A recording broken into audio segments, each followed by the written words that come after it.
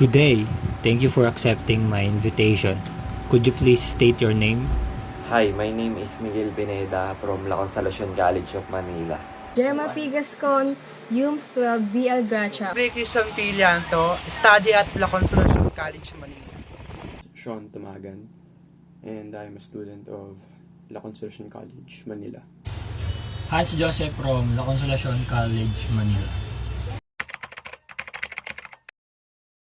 A democratic system of government is a form of government in which supreme power is vested in the people and exercised by them directly or indirectly through a system of representation, usually involving periodic pre-elections. And also, when the government representatives are elected by the people of the country, then such government is known as democratic government. The example of a democratic country: Australia, Austria, Belgium, Bulgaria, Denmark, England, Finland, France, Georgia, Germany, Great Britain, Greece, Hungary, Iceland.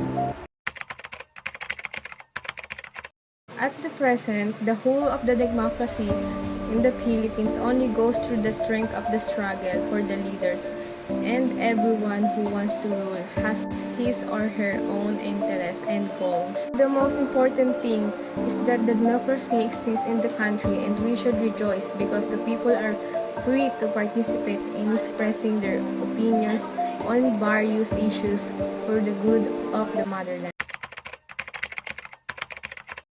This premiere explained Philippine President Rodrigo Duterte authoritarian and their consequences to the country, liberal democracy.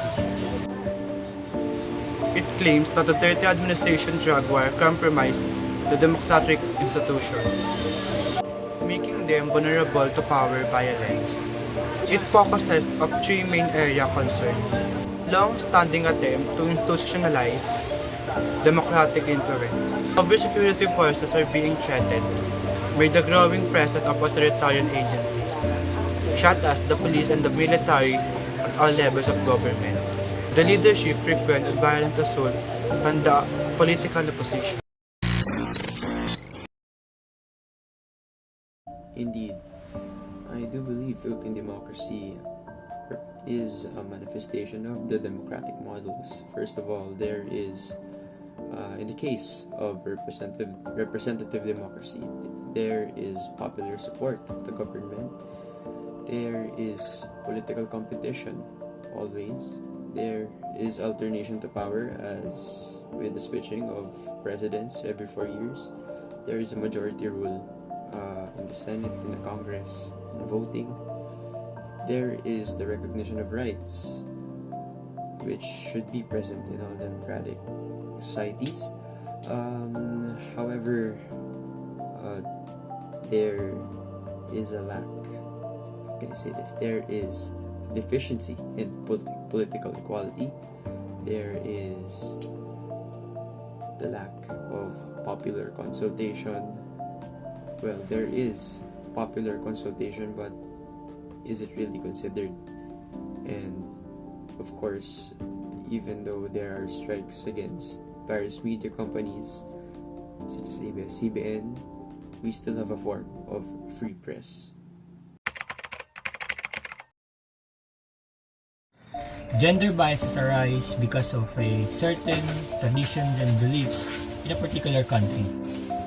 Here in the Philippines, a particular community called LGBT is discriminated by my own countrymen because of the belief and tradition of the church. They think that being part of the LGBT is a sin because there's a belief in church that God only created two gender, and that is men and women. Another example of gender biases here in the Philippines is the inequality between men and women. For example, if women fail or split the building to two, that means she's strong, independent woman. But if a man split the building to two, that clearly shows that he's poor and can't pay for his partner's bill. To summarize the stated statement so far, Gender biases arise because of unequal rights to each community. Bias says it all. Bias for me means that there is something that is in favor in a particular circumstances.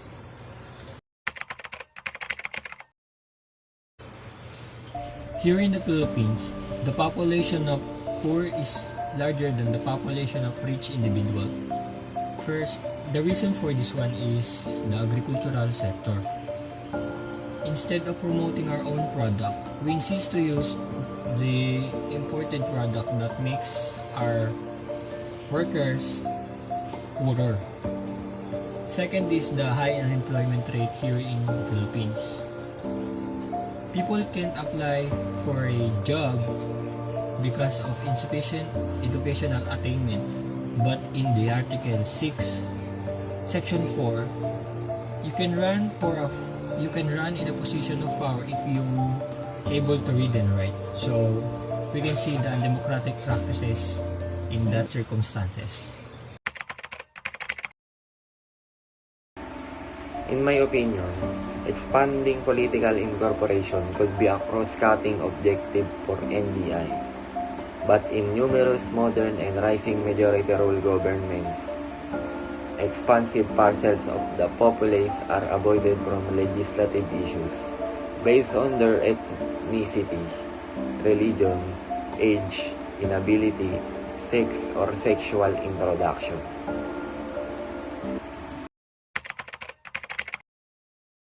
Racial discrimination is when a person is treated less than the other person just because of their color, religion, gender identity. Like example, in gender inequality that still exists today is that women are limited to hold a power in society, to the idea that men are tolerated for all the whatever job or power holding in society. Then tell women that they should obey men without realizing once upon a time women once disobeyed God by dictating not to eat the knowledge fruit, and this man trying to dictate women to obey them. Cultural domination or cultural dominance refers to deliberate policy or economic or technical supremacy that favors one culture over another. Cultural dominance may be manifested as a formal policy or a general attitude. Regarding the crisis of representation in Philippine government in Philippine democracy, for most of the time in our history, it has always been mostly male-dominated. Only now are we seeing a sudden rise in female representatives of the government. An ill effect of this to the state of democracy in the Philippines is it could possibly become a patriarchic society. You can see it in our president, which often makes crude remarks about the opposite sex. You can also see it in the blatant sexism of some public officials, and this should be resolved by giving an equal opportunity for all sexes to become representatives in our democratic society. Regarding the politics of recognition in Philippine democracy, in our society there has always been nepotism. You could have seen it in the past with the Marcos administration. There has always been cronyism, which is basically handing off political positions of power to your friends and family.